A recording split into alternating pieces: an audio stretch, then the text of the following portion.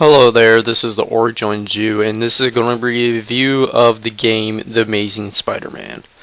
Now, you gotta know, this game is not a movie game, because it doesn't follow the movie that's going to come out tomorrow, but it actually, well, July 3rd, sorry, but the game actually takes place after the game.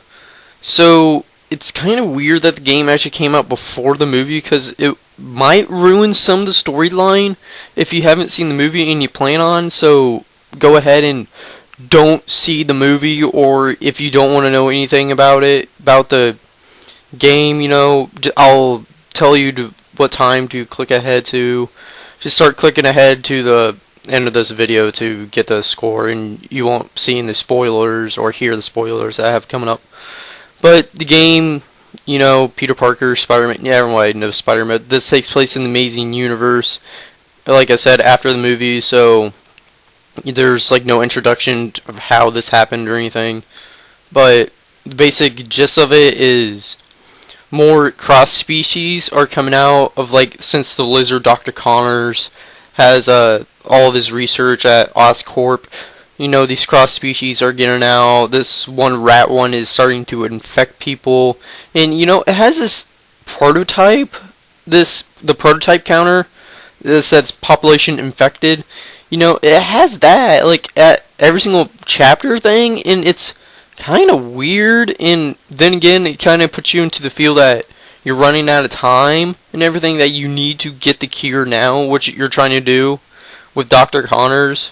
So there's that, and like I said, this thing is broke into chapters, and it's kind of weird for a Spider-Man game, unless you played Spider-Man the movie game for the first movie. But so you kind of got the feel that it was chapters. But if you played Spider-Man 2, the best Spider-Man game in my opinion, you saw that there was free roam and you could do your missions and you can do the whole freaking cop missions, all those side missions, because even at the very end you had a to-do list of all the things that you didn't do or anything, and bought upgrades. This game does the same thing. You get XP, but it doesn't really seem that hard to level yourself up. So you'll be getting XP, you'll buy a combat boost, because it has a Batman Arkham City, Arkham Asylum feel to it, because of all that combat boost. If you upgrade this, you can do your signature move at ×6 instead of ×12. That is very Batman Arkham Asylum, but that's not a very bad game to copy off of, because everyone knows the Batman Arkham series is very good as for the combat and the fluid of that. So they kind of copied off that, and I think they really captured pretty damn well the lucha libre and everything, the luchadors, how Spider-Man actually got his how he got his fighting style off of luchadors and everything. So you can see some Hurricane Ranas or some drop kicks. It's very luchador feel to it. So you're actually getting that from it, and it's actually staying true with that. So you can see all these high flying things, and it's pretty sweet. But it's not the combat isn't as fluid as Batman Arkham City or Arkham Asylum. So that's okay. And this whole entire thing, how they have you do some stealth stuff, it doesn't really fit, because I can fall, I fell in between this one person, that this person was just a little bit behind the front person, and I stealth took down that person. They have no sense of hearing. Unless you're in the shadows, then you're perfectly okay. So it's just oh, okay, so it doesn't matter if they hear me, because evidently these people are deaf. So I don't know. But that wasn't, they didn't really put much effort into that. What they did put effort into was the web swinging in this web rush thing. This web rush is, if you're playing on 360, it's RB, but I don't know what it is on PS3. But this web rush thing is, you can get around the city or any place very easy, because it highlights targets for you. If you hold it down, it slows down time. Then you can select your path, and you can just literally put down the controller if you get good at it, or if you leveled up enough, then it will just go. It will just start going. Spider-Man will just keep on going if you just put down the controller and just watch it. And it makes it also very easy to collect stuff. Like, there's actually comics in this, which I thought is very amazing for them to actually put the actual comics in there. And, like, you will be swinging around the city. Randomly, you'll just see at the bottom of your screen, it says tap RB to collect a comic book.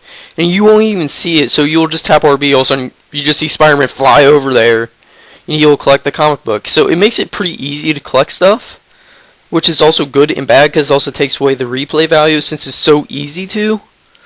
But, so it's not like you're trying to find all the cog tags in Gears of War or something like that, even though personally I thought that was easy. But, so, also back to the whole web swing, just pressing RT or whatever it is on PS3, just the whole entire web swinging. The camera is actually zoomed in pretty close to Spider-Man as he web swings, so it's pretty awkward how that happens. Because, you know, I was used to, like, other Spider-Mans where it's actually pretty zoomed out so you can see everything as you're going. But also this way, it also gets you the feel like you're doing this stuff yourself. That you're flying around the city, or not flying, sorry, swinging around the city as Spider-Man doing all this crazy stuff. And you actually feel like you're actually swinging. But the bad thing is, they didn't take what Spider-Man 2 had, and you had to be near a building to actually web swing. They didn't do this for that. They just had it like God just magically grabbing your freaking web and is like, here, Spider-Man, I'll help. So, you know, that's bad that they didn't really incorporate that, especially since it was out on the GameCube. Personally, I think they should have just brought it in. That would have made it a whole lot better. But I just think they wanted you to get around the city, see how beautiful it is, because the city is actually pretty damn beautiful. You know, they got the scale right. It's not like Spider-Man 3, the scale. Whew, man, that scale. But the scale in Amazing Spider-Man, that's pretty good. And just the whole look of it, you know, it doesn't really look like a movie game. It looks like its own standalone, but then again, it sort of does. But, and also like how, like, back to the whole entire combat thing, some people don't notice, like, there's no health bar in this.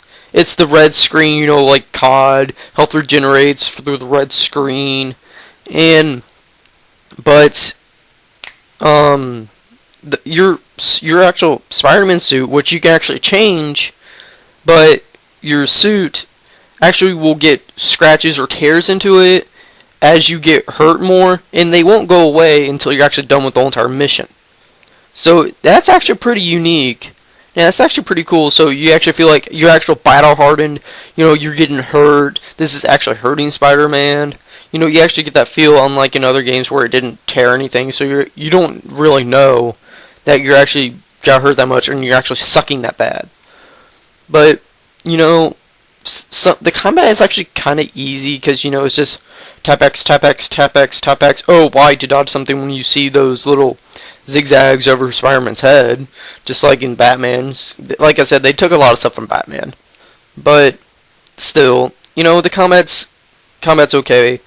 The whole entire story, I think, came from a comic, if I'm not mistaken. I can't really think of which one, but I think it came from a comic, but maybe not. You know, don't quote me on that. So the story is actually pretty good.